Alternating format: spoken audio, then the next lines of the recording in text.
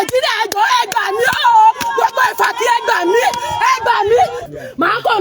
láti tí wọ́n dìde kábíyèsí wọ́n ti pè yí ẹgbẹ́ náà mi kábíyèsí nílùú ìfàkì. bó ṣe frustrate ní school ni wọ́n frustrate nílé both spiritual and physical. ẹjọ́ torí Ọlọ́run ẹ bá mi share ẹ bá mi share ẹ bá mi share ẹ bá mi share ẹ má bá mi táàgì àwọn ènìyàn ẹ má bá mi táàgì àwọn ènìyàn. a rí oògùn yẹn nínú búlọ́ọ̀kù wọ́n náà ti oògùn bọ́ ilé yẹn wó kalẹ̀. wọ́n ti wọ́n lọ́wọ́ lọ́nà òkú ẹ̀ka ibẹ̀ náà ti wọ́ o. Oya ẹ gbà mí very dark man mo need the attention ẹ jọ̀ọ́ ẹ má bá mi share ẹ ó pẹ́ tí mo ti ń wá kí n go live mi ò rí Ìfàkì Ekiti State ni mo wà olókùn àìsífò olókùn ọ̀fìlẹ́rọ̀ street olóògbé budosa wá sí ilé Kelechi David tìtorí ó dọ́mọ tí ò kì í ṣe ọmọ Ìfàkì ó ti pẹ́ àti kọ́lé yẹn dé ibi kíkan tẹ́lẹ̀ tó bá a ṣe kan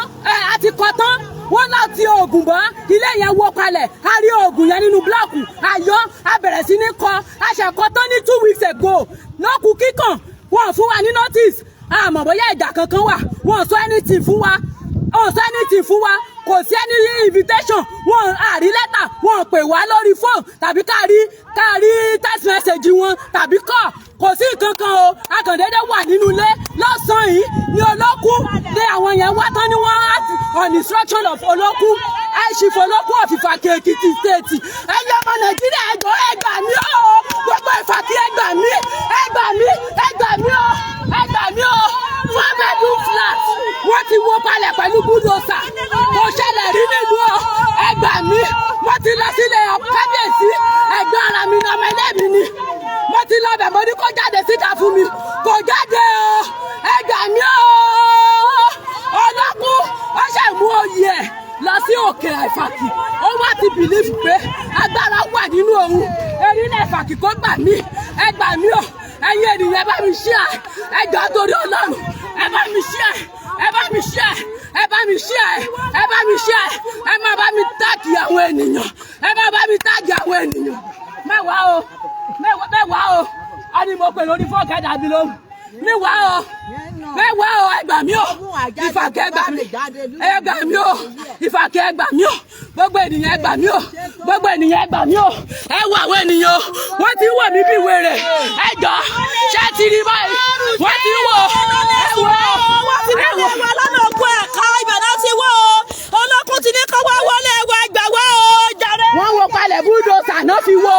o búdòsà wọ́n ti wọlé wa o búdòsà wọ́n ti fẹ́ sọ wá dún nírin orí o ẹgbà wá ní Ìfàkì o. ní school náà ti kọ́kọ́ bá mi jà every time náà wọ́n á kó bẹ̀ nǹkan tó kọ́ ní táàmù yìí nìkan ó lé ní nǹkan 10 million gbogbo táàmù tábà ti fẹ́ wọlé ní school ni wọ́n wá ń kó bẹ̀ náà fò lè kó tẹ́ bá rí láàbù wa báyìí ẹ lè believe pé secondary school ni gbogbo táàmù ni wọ́n bẹ̀rẹ̀ sí ní gbogbo táàmù ni wọ́n wá ń kó ìhà lọ sínú lẹ́ni ti ìfìmísílẹ̀ o ẹ jẹ́ káwọn ọmọ Nàìjíríà gbọ́ mi o tí o bá sẹ́ni tó fẹ́ gbọ́ mi kò sẹ́ni tó fẹ́ gbọ́ mi ẹ jẹ́ káwọn ọmọ Nàìjíríà gbọ́ mi o bẹ́ẹ̀ni that man ṣàánú mi o nígbà rẹ̀ ṣàánú mi o ẹ ṣàánú mi ẹjọ́ ìjà kan sọ mi lóní òní o ẹ ṣàánú mi wọ́n fẹ́ lé mi nínú ara mi o ọmọ ìdílé ọba ni mi o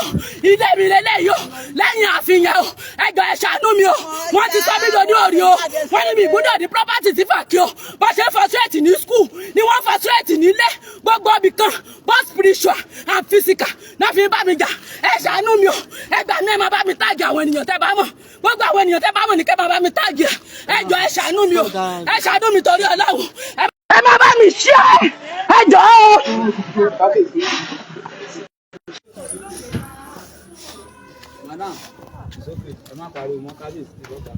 ètò ọ̀nìkànnímọ̀ o ètò mi ò lè dìde màá kọ̀ láti tí wọ́n dìde kábíyèsí wọ́n ti pè yí ẹgbẹ́ kan mi kábíyèsí nílùú Ìfàkì má pè yí ẹgbẹ́ kan mi gbogbo Ìfàkì àgbà o.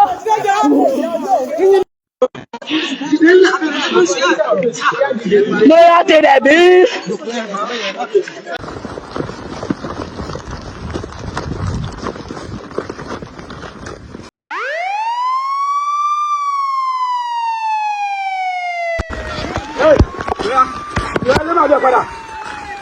Where is they go? Where you pass?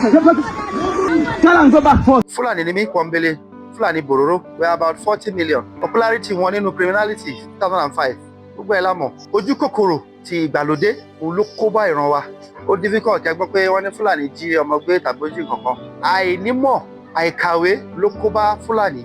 Ilẹ̀ Haúsá ni Fulani bá wá sí ilẹ̀ Yorùbá. Wọ́n ṣe ń kó màálù yẹn kiri. Wọ́n fi ṣe ń dá wàhálà lẹ̀. Aláàfin gbà ẹ̀mọ́, àfẹ́ gbà ẹ̀mọ́. Ọ̀gá ò máa wá lé ní tó bá dé ọba òtiwá ìlú olódò tí ènìyàn máa tó wọ́n ọ̀gá ọ̀gbẹ́ni ọní kẹ má da ẹ gbọ́dọ̀ dá màálù. mo ní pé bẹ́ẹ̀ ṣe ń bọ̀ bí láì níbọn lọ́wọ́ olórí burúkú làwọn pípù yìí. Ilẹ̀ Ìgbò ní Nàìjíríà làwọn kọ́ mọ̀ pé ọ̀rọ̀ ajínigbé kọ́kọ́ yọ. Ìgbàlódé ló dé tí nǹkan fi yí padà tó fi di pé ọ̀rọ̀ ajínigbé ọ̀rọ̀ wọn dáná that's highway robbery. Ẹ máa bá Fúlàní bẹ̀. Wọ́n bá ti jí wọn wọn lè gbé wọn lọ sígboro. Inú ìgbẹ́ náà ń gbé wọn lọ. So inú ìgbẹ́ tó ń dẹ̀ ń gbé wọn lọ yìí bẹ̀lẹ̀ àwọn Fúlàní ń gbé pẹ̀lú màálù wọn. Wọ́n lè ní kí àwọn tí wọ́n mọwọ́ tí wọ́n mẹsẹ̀ tí wọ́n mọ venture ọ̀rọ̀ ajínigbé dé yìí kọ́ máa bá wọn ṣọ́ ẹni yẹn títí gbà tó máa fi gbówó wá. Wọ́n lè ti gbówó wá ẹ iye tó bá jẹ́ wọ́n lè fún wọn níwọ̀nba wọ́n fi tọ́ òwò lẹ́nu. Àti bẹ̀ ni a gbọ́ pé lákọ̀ọ́kọ́ pé àwọn Fúlàní kópa nínú ọ̀rọ̀ ajínigbé. Àwọn èèyàn wa lọ easy láti get arrested because kò síbi tí wọ́n ṣe ipa ajínigbé yìí tí ẹni bá ẹ̀yà bí oríṣi méjì sí oríṣi mẹ́ta tó jẹ́ ìjẹ́ pé àwọn tí wọ́n bá kópa Fúlàní kan náà máa rí arrest because they are illiterate. Wọ́n lè lo fóònù wọn gan láti fi pè. Wọ́n bá ti jíyàn gbé wọ́n lè gba 1 million or above that. Nínú owó tó máa kó fáwọn tí wọ́n bá wọn ṣọ́ yẹn kò lè ju 50,000. Ẹlòmíì kan fún 30,000. So ẹni tó dẹ̀ ti wà lúgbẹ̀ẹ́ tó ti sáré kiri tí ò mọ bó ṣe máa rí 10,000 lásán tó rí 50,000 lẹ́ẹ̀kan ṣo. Nítorí wá common jù fáwọn èèyàn wa ni wípé ibi tó bá ti jí àwọn èèyàn ìgbé bó ṣe sọ́lẹ̀ kan environment ibi tó máa ń gbé wọn lọ ibi táwọn èèyàn wa pọ̀ sí ni ibi tó ti ń da màálù wọn. Ritualism àti yahoo ó popular ó pọ̀ ju criminality kidnapping lọ. Àwọn tó ń gé orí ọmọ tó ń jí ọmọ kókó tó ń lọ fi ṣe ọṣẹ tó ń fi ṣe gbá. Fúlàní mélòó lẹ máa rí nínú ritualism. Ọ̀rọ̀ banditry nǹkan burúkú ni kidnapping tó reign tẹ́tẹ̀lẹ̀ ó ti kúrò ọ̀rọ̀ banditry ló reign sí. Ọ̀rọ̀ banditry kẹ̀dẹ̀rẹ̀ ibẹ̀ ni rustling ti yọ kò sí ẹ̀yà kan tí ò kí ń partake nínú iṣẹ́ ajínigbé yìí. Àwọn Fúlàní wa tí wọ́n wà ní Kwara State kẹ́ ẹ lọ ṣèwádìí 70% wọn ti sá kúrò ní Kwara State ibo náà kó lọ wọn ti kó lọ Ghana. Ìṣòro ààbò ó ń dojúkọ orílẹ̀-èdè yìí ìjínigbé lọ́tún ìpani nípakúpa lósì. Ìbéèrè tá a máa wá ń bira wa ni wípé ta ló wà nídìí ẹ̀ gan-an kí ló fà á tí a fi ń tọ́ka sí Fúlàní. Ọ̀rọ̀ banditry tó ń ṣẹlẹ̀ káàkiri ilẹ̀ Nàìjíríà kì í ṣe Kwara nìkan ó wà Niger ó wà ní Kebbi ó wà ní Zamfara ó wà ní Katsina káàkiri. Ọ̀rọ̀ banditry nǹkan burúkú ni tó kópa nínú kó bá Fúlàní ní wàhálà kó bá àwọn ẹ̀yà tó bá wà bẹ́ẹ̀ ní wàhálà. Wọ́n á lọ sí àgbègbè àwọn bandit tí wọ́n ti recruit ara wọn tó ti rí pé venture bí a ṣe sọ̀rọ̀ kidnapping tó reign tẹ́tẹ̀lẹ̀ ó ti kúrò ọ̀rọ̀ banditry ló reign sí. Ọ̀rọ̀ banditry kẹ̀dẹ̀rẹ̀ ibẹ̀ ni rustling ti yọ. Rustling ni kán lé màálù bí 20 bí 40 bí 50 bí 100 kán lé lọ lẹ́ẹ̀kan ṣo kí wọ́n wọ àgbègbè kí wọ́n pa àwọn èèyàn tó wà níbẹ̀ kí wọ́n kó iyọ̀ ẹdìyẹ epo machine gbogbo nǹkan tó bá wá jẹ́ tó lè jẹ́ kí wọ́n lò tó já wúlò fún wọn wá jí gbogbo ẹ̀ wọ́n á pa àwọn èèyàn tó wà mí wọ́n á kó lọ. Olóńṣẹlẹ̀ ní Kwara State ẹrù ìjọba dẹ̀ ni kì í ṣe ẹrù community kì í ṣọ̀rọ̀ Fúlàní. Tẹ́ ẹ bá dé Zamfara lẹ́nìí níbi tó ti bẹ̀rẹ̀ ní Nàìjíríà lóòótọ́ bí mo ṣe sọ fún ilé ẹ̀kan gbogbo àgbègbè ibi tí kìíní ìṣẹ̀lẹ̀ ibi táwọn Fúlàní wá ń gbé ni ibi tí wọ́n ti sọ di ga wọn ibẹ̀ ni kìíní yìí máa ń kópa sí. Ṣé tó bá lé ẹran lọ ṣé wọ́n lè kó ẹran lọ sẹ́kọ̀ọ́ sí ni tó bá máa kẹ́ran lọ sẹ́kọ̀ọ́ ìbọn náà máa kó lọ abatíọ̀ tó bá fẹ́ sìn kọ́ gbóló yẹ kó kó lọ ṣáàyè wà bí tó máa sin ẹran lẹ́kọ̀ọ́ kò sáàyè inú igbó ni. Kwara State ó ní igbó tó tóbi ó ní kí wọ́n ti pè reserve ńlá tó tàn láti bẹ̀ dé Ọ̀yọ́ State dé Niger State tó wọ Zamfara igbó ńlá tó wà ńbẹ̀ tí ò sí mọ́jútó táwọn èèyàn yìí máa kóra wọn dé tó máa tẹ̀dó síbẹ̀ tí ò ní sẹ́ni tó máa mọ̀ tó máa fi ju agbára ìlú lọ. nínú àwọn ọ̀rọ̀ bandit ẹ̀ ti máa gbọ́ àwọn tó ń pa àwọn kan ní lákúráwá ṣé ẹ mọ̀ sí àwọn lákúráwá yìí tó bá dé gbogbo tó bá ti bá fúlàní tó ní ẹran wọn á ní kí fúlàní tó ní ẹran tó ní 20 nínú 20 yẹn àfi kó yọ̀ǹda 5 nínú ọdún kan kó mú 15. òfin wo constitution wo ló sọ orú eléyìí? àwọn yẹn fúlàní náà bá dé o tó bá dẹ̀ ti mọ̀ pé olówó kan wà níbẹ̀ tó lówó dáadáa tó ní bíi mọ́tò 10 nínú mọ́tò 10 yẹn wọ́n lè ní kó ta 2 ó fún wọn lówó kó dẹ̀ mú 18 dání. Islam wo ló sọ pé ká ṣe orúkọ bẹ́ẹ̀ yẹn? ẹ̀yà Christianity wo ló ní nínú ìwé Christianity mímọ́ wo ló ní kan ṣe kéèyàn máa ṣerú ẹ̀ kó máa gba nǹkan ní 2 class. so nǹkan tó ń ṣẹlẹ̀ lórí ọ̀rọ̀ banditry àti criminality tó ń ṣẹlẹ̀ ní north àti Kwara State because Kwara State náà já sí north central boundary south west ilẹ̀ Yorùbá wa ní Kwara. àwa náà a gbìyànjú nílẹ̀ Yorùbá wa tá a jẹ́ Fúlàní bí tá a wò wípé a bá ìjọba sọ̀rọ̀ láti ṣèrànlọ́wọ́ lórí ìgbésẹ̀ kọ́lọ́ má jẹ́ kí ọ̀rọ̀ banditry ti Kwara State kó kọjá ibi tó wà yẹn kó dé ilẹ̀ Yorùbá kò dẹ̀ ní débìbà lágbára Ọlọ́run. àwọn Fúlàní wa tí wọ́n wà ní Kwara State kẹ́ ẹ lọ ṣèwádìí 70% wọn ti sá kúrò ní Kwara State ibo náà kó lọ wọn ti kó lọ Ghana because tó bá kó wá sí bíbá kì í gbà wọn láàyè à ń bẹ̀rù wípé wọ́n máa lọ jẹ́ bóyá nú àwọn bandits yẹn náà dira wọn kó wá gbé bíbá kì í gbà wọn láàyè. wọ́n kọjá lọ sí Ghana àwọn míín kọjá lọ sí Benin Republic àwọn míín kọjá lọ sí Togo. àwọn tí wọ́n ti kúrò nílẹ̀ Nàìjíríà tó ti lọ sọ́hùn tó jẹ́ pé disadvantage ni fún wa ní Nàìjíríà lórí ọrọ̀ ajé ti màálù ẹran jíjẹ tó bá yá sí bóyá Ghana la máa forí lé tá máa lọ ra màálù tá máa jẹ tá máa pa because gbogbo ọ̀nà tí ń kó lọ sọ́hùn ibẹ̀ nílẹ̀ wà ibẹ̀ ni ojú ètí là ti máa ṣe ọ̀rọ̀ wàhálà jàǹdùkú. so nítorí ìdí ẹ̀ ọ̀rọ̀ banditry kì í ṣe ọ̀rọ̀ Fúlàní ni mo sọ fún yín tẹ́ bá wò dáadáa critically ẹ rí pé n tó indict Fúlàní ní environment ibi tí wọ́n ti ń ṣe so mi lè sọ fún yín pé kò sẹ́yà Fúlàní nínú wọn kò sẹ́yà tí ò sí bẹ́ẹ̀ Yorùbá náà partake nínú ti Kwara ìlú la ṣèwádìí tí wọ́n bá ọwọ́ kábíyèsí kan àtìyàwó ẹ̀ tọ́gbọ́wọ́ tí ò ṣe títẹ̀ nínú àkáǹtì tó jẹ́ pé òun ló accommodate àwọn tó ń ṣe banditry rẹ̀. ní àkótán ìfọ̀kànbalẹ̀ wo lẹ fẹ́ fún àwọn àgbẹ̀ tó wà nínú oko tó jẹ́ pé ọkàn wọn ò balẹ̀ mọ́ báyìí nípa pé láti lè lọ sí oko wọn látara àwọn Fúlàní tí wọ́n fi ẹran jẹko tó dẹ̀ jẹ́ pé tó bá di pé gbọ́n mi sí omi ò tó látara eléyìí ẹ̀mí lè bọ́ ìyẹn lápá kan. ẹlẹ́ẹ̀kejì kí ni àmọ̀ràn yín fún àwọn ọ̀dọ́ tó jẹ́ pé wọ́n wà nínú Fúlàní tó jẹ́ pé àwọn náà wá ń gbèrò láti bẹ̀rẹ̀ sí join àwọn tó ń ṣiṣẹ́ ibi gẹ́gẹ́ bẹ́ẹ̀ sọ pé látara pé owó tó ń rí bẹ́ẹ̀ àti àìkàwé or àìlóye tó lọ́ fi ń ṣerú nǹkan báyìí àmọ̀ràn ó lè fúnra àwọn ọ̀dọ́ bẹ́ẹ̀. ẹ ṣe nípa ti àwọn àgbẹ̀ wa tí wọ́n wà nílẹ̀ Yorùbá wa káàárọ̀ jèrè a ṣe mítì lẹ́kọ̀ọ́ ní last year tá a dẹ̀ sọ ẹ̀yà Fúlàní àwa tá a jẹ́ olórí Fúlàní nílẹ̀ Yorùbá káàárọ̀ jèrè a condemn nǹkan tó jẹ́ criminality totally ìbáàjẹ́ kidnapping ìbáàjẹ́ banditry gbogbo tó bá jẹ́ a condemn ẹ̀ ọmọ Nàìjíríà rere ò gbọdọ̀ partake nínú ẹ̀ nílẹ̀ Yorùbá káàárọ̀ jèrè a pledge nínú ọ̀rọ̀ tá a sọ fún akọ̀ròyìn tẹ́ bá lọ íńtánẹ̀tì ẹ̀rí tẹ́ bá gbọ́gbọ̀ ẹ̀rí nípa wípé àgbà káwọn èèyàn wa kọ́ máa kó ẹran wọn jẹ láti state kan wá sí state kan tó bá wà níbi state tó wà kó dúró síbẹ̀ kó mánéjà rẹ̀ kó wá bí tí àwọn ẹran máa jẹ ó wà nínú nǹkan tó ń da àwọn àgbẹ̀ wa láàmú tó bá ti di àsìkò ẹ̀rùn nílẹ̀ Yorùbá káàárọ̀ jèrè àwọn ẹran máa ń wá láti òkè ọya rẹpẹtẹ tó máa wá jẹ̀bi because kò sí jíjẹ mímu wọn lọ́hùn mọ́ tó bá di àsìkò ẹ̀rùn ibi báyìí lodò wà ibi báyìí ní nǹkan tó tutù wà tó máa rí jẹ a ti sọ fún wọn wípé kán dúró kí gọ́ọ̀mẹ̀ntì ibẹ̀ kó wá alternative fún wọn kán wá odò fún wọn bí tó máa jẹ kán lè ṣe àyè fún wọn bí tó máa wẹ̀tì nǹkan tó máa jẹ ní ọdún yìí ní Abẹ́òkúta lókùn ṣe tẹ́mi mọ́ tẹ́mi wà wàhálà lórí pé láàrin àgbẹ̀ àti Fúlàní ó dínkù tẹ́ bá wù àwa àtijọba wa jọ fọwọ́sowọ́pọ̀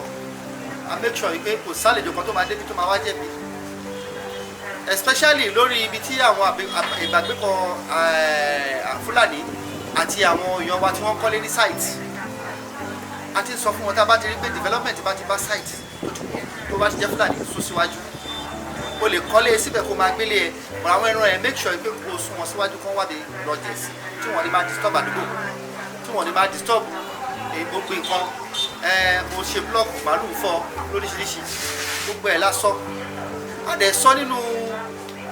pẹ̀láwọ̀ akọ̀ròyìn tá a ṣe lẹ́kọ̀ọ́ ní last year ọmọ kékeré tí ò ju ọdún 5 lọ ọdún 6 kò gbọdọ̀ dá nìkan lọ dẹran àfi tó bá jẹ́ pẹ̀lú àgbàlagbà pending the time tí federal government máa fún wa ní àyè ibi tí àwọn ẹran wa máa wà tán máa jẹ káàkiri àwọn ọ̀dọ́ fẹ́ kí màálù máa jẹ káàkiri níbi tí ilé bá ti pọ̀ wọ́n wá igbó ibi tí kò bá ti sí àwọn olóko tí wọ́n ti dá sí a dẹ̀ ń gbìyànjú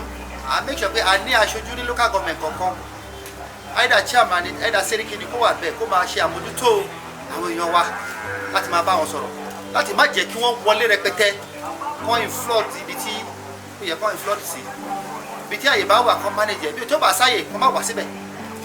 aláwọn representative káàkiri a dẹ̀ sọ nínú communication yẹn pẹ̀lú àwọn akọ̀ròyìn gbà yẹn pé àgbà káwọn èèyàn wa tí wọ́n gbà wá láàyè kọ́ máa bá wa yan àwọn aṣojú because àwọn aṣojú kọ̀ọ̀kan tí wọ́n yàn náà tí wọ́n tó ṣe aṣojú àwọn náà ń dá wàhálà lẹ̀ ẹlòmíì tí wọ́n bá yàn gẹ́gẹ́ bí aṣojú ibi tí ò yẹ kó sáré sí á sáré síbẹ̀ ó lè lọ kó àwọn èèyàn oríṣiríṣi kó máa kó wọn wá da àwọn èèyàn láàmú ní agbègbè ó ṣẹlẹ̀ ní Wàsímì ní láti àtà lọ bá kábíyèsí Wàsímì ṣe mítìmì tá a bá oríṣiríṣi màálù bẹ́ẹ̀ tó yẹ pé ní ti pa àwọn èèyàn wa àti àwọn ìfọwọ́sowọ́pọ̀ àwọn baálẹ̀ kan ni wọ́n jọ ṣe nǹkan yẹn a dẹ̀ bá wọn sọ̀rọ̀ a dẹ̀ yan kọ́mítì bẹ̀ a dẹ̀ yan olórí ẹ bá dé Wàsímì sì wọ́n sọ fún mi pé àlàáfíà àtijọba bẹ̀ bẹ́ẹ̀ náà ni Àwòwò bẹ́ẹ̀ náà ni Ọbádá Oko bẹ́ẹ̀ náà ni ìkiri orúkọ Adó-Odò Ọ̀tà gbogbo àwọn àgbègbè yìí là ń visit pẹ̀lú ìjọba in conjunction with the SA security àti SA interethnic àjọ mójútó kan yìí pé kí wàhálà má bàa escalate ká ń báwo èèyàn sọ̀rọ̀ so kí àwọn àgbẹ̀ wa kọ́ lọ fọkàn wọn balẹ̀ bálàfíà ìṣe ìjọba tó bó ṣe ń bẹ̀rẹ̀ díẹ̀díẹ̀ ó máa kárí káàkiri gbogbo àgbègbè wa àṣedé Ìjẹ̀bú waterside ibi kan tó ń pè ní ibi adé mọ́ Ẹfẹ̀rí sọ tẹnutẹnu àṣedé bíi pé kálàfíà ìjọba ní gbogbo àwọn àgbègbè yẹn ọlọ́run dẹ̀ fún àṣẹ lágbára ọlọ́run nítorí pé a jẹ́ Fúlàní àwa ń bí ká dẹ̀ máa la ojú wa ká máa wòran kí nǹkan máa bàjẹ́ ibi náà bí wa sí àá náà fẹ́ pẹ́ bí a fẹ́ wà bí fẹ́ máa jẹ bí fẹ́ bí àwọn ọmọ wa ń bí káwọn náà bímọ bí kán wà bí kọ́dọ̀mọ ilẹ̀ Yorùbá kọ́dọ̀mọ Nàìjíríà rere káwọn náà kàwé àwọn ọmọ wa ti ń kàwé nínú ilé ti tèmi tí mo bá yín sọ̀rọ̀ graduate bíi 5 láti nísìnyí nínú àwọn ọmọ tèmi ti bí graduate wa bẹ̀ so àwọn àbúrò mi náà àwọn kan wà àjọjẹ graduate so kẹ́kẹ́ wà yìí pé àti ń ṣe kínní àti ń pọ̀ lọ díẹ̀díẹ̀ wọ́n máa tó kárí lágbára Ọlọ́run àìkàwé yìí àìnímọ̀ díẹ̀díẹ̀ ni Islam nígbà tó máa wọlé ẹnìkan ṣe náà ló mú wọbì kan tó dẹ̀ spread ẹ̀ ẹ̀yin ẹ̀ wò lẹ́ni ẹ̀sùn wo ló lè tako Islam ní Nàìjíríà á gbìyànjú state Islam ó pọ̀ ju state Christianity lọ kò sí state kan tẹ́ ẹ̀ wọ̀ tẹ́ ẹ̀ ní bá Islam tẹ́ ẹ̀ ní bá Christianity so bí ìmọ̀ ṣe jẹ́ náà nìyẹn bó ṣe máa káàkiri náà nìyẹn bá a ṣe máa try láti gbìyànjú development máa bá wa. àmọ̀ràn yín fáwọn ọ̀dọ́. ìmọ̀ràn wa fáwọn ọ̀dọ́ ni wípé ìjọba ni ó ní nǹkan ṣe láti ṣe fún àwọn ọ̀dọ́ àwọn ọ̀dọ́ National Orientation Agency wọ́n ní láti kópa láti orientate àwọn ọ̀dọ́ wa àwọn institution wa wọ́n ní ipa tó gbọ́dọ̀ kó bẹ́ẹ̀ bá ń kọ́ ọmọ níwèé ẹ máa kọ́ ní iṣẹ́ ọwọ́ tó bá ti ń parí ìwé ẹ̀ kò nídìí kó máa lọ dúró de white collar job ó ní iṣẹ́ ọwọ́ ẹ̀ ẹ bá dé Amẹ́ríkà lẹ́nìí gbogbo àwọn ọ̀pọ̀lọpọ̀ tó ń parí high school tí wọ́n parí universities wọ́n ṣe ń parí báyìí náà ṣe máa ní chambers wọn ẹ lè expect kankan máa lọ kó ìwé wọn káàkiri kọ́ máa lọ wá opportunity pé wọ́n fẹ́ di civil servant tàbí kankan. Most advanced countries wọ́n máa ń dìdí pé àwọn ọmọ ni wọ́n handpick wọn fún civil service. Mostly èèyàn máa ń láì kéèyàn wá independent kó o dá lé iṣẹ́ tiẹ̀ lẹ̀ kó o máa ṣiṣẹ́ kó o máa control rẹ kó o control time ẹ kó o dẹ̀ control owó tó ń gain àti gain tó ní kó o kàn lè máa san tax fún ìlú tó ti kàwé àti tó ti kọ́ iṣẹ́. Tọ́pọ̀lọpọ̀ advanced countries máa ń ṣe nìyẹn tí ó yẹ kí àwọn ìjọba wa náà ṣe nìyẹn kí wọ́n educate àwọn ọmọ wa kí wọ́n bá wọn sọ̀rọ̀. Bí Fúlàní ti ṣe láti ilẹ̀, Fúlàní ó kọ́ àwọn ọmọ ẹ̀ ní ẹ̀sìn, ó kọ́ àwọn ọmọ ẹ̀ ní iṣẹ́ ọwọ́. Tó bá ti jí bá tẹ̀tẹ̀lẹ̀ wà á mọ bọ́ ṣe ń sin ẹran, wà á mọ bọ́ ṣe ń fún wàrà. Wàrà yìí kedere ó jẹ́ ẹ̀kọ́ tí ó jẹ́ nutrient fún gbogbo àwọn èèyàn kan like. Orí wàrà lásán ó ti tó kéèyàn make owó. Tó yẹ kí àwọn big companies ṣe nìyẹn, nutrition companies, dairy, kọ́ engage wa, kọ́ engage àwọn ọmọ wa, kọ́ engage àwọn obìnrin wa, àwọn ọ̀dọ́ ní kankan àtàwọn obìnrin, ká engage everybody. Kì í ṣe education nìkan ló ṣe kí ká provide the skills táwọn èèyàn ti máa kọ́ṣẹ́, iṣẹ́ tailoring, iṣẹ́ mechanic, kó wà conducive fún àwọn èèyàn láti máa ṣe. Because tẹ́ bá ní kéèyàn máa lọ kọ́ iṣẹ́ oko kíkọ́ kẹ́ fún lọ́kọ́ àtàdá bí wọ́n ṣe láyé àtijọ́ kò ní dúró síbẹ̀. Tools gbọ́dọ̀ wà, machine gbọ́dọ̀ wà tó máa ṣiṣẹ́, katakata máa ṣiṣẹ́ lórí oko, nǹkan tó máa gbìn náà gbọ́dọ̀ wà. Kéèyàn kàn rí pé nǹkan yẹn ti gbìn kó máa monitor kó dẹ̀ máa harvest. Ó ṣe yẹ kó rí nìyẹn tó máa encourage àwọn youth láti dúró nìyẹn. Tó bá ṣe bẹ́ẹ̀ yahoo ló máa take over state wa. Ọlọ́mọdé kí Nàìjíríà di country yahoo ká máa jí kan ní nǹkan láti ìlú òkèrè ká máa kó wá. Ẹ wo ohun tí Amẹ́ríkà ṣe lẹ́nu mẹ́ta yìí, wọ́n lọ gbé president Venezuela. Nítorí kí ni? Nítorí pé wọ́n ń jí owó Amẹ́ríkà lọ sí ìlú wọn ni. Wọ́n máa kó drugs tí wọ́n ní wọ́n máa kó wá sí Amẹ́ríkà, wọ́n dẹ̀ máa fi yí àwọn èèyàn lórí. Drugs tó yẹ kó máa lò fún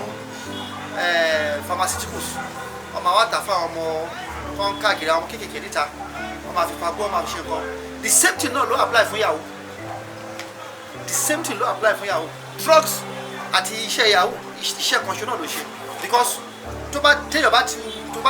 bá ti ṣe tó ti wọra èèyàn ò lè fi sílẹ̀. Tó bá ti jalè tó mọṣẹ́ tó lè ṣe kò sí bó ṣe fẹ́ fi sílẹ̀. So national orientation agency ó yẹ kó ń ṣe bẹ́ẹ̀ kó máa educate àwọn èèyàn kó tó ń ṣe yẹn kì í ṣe kó tó dá.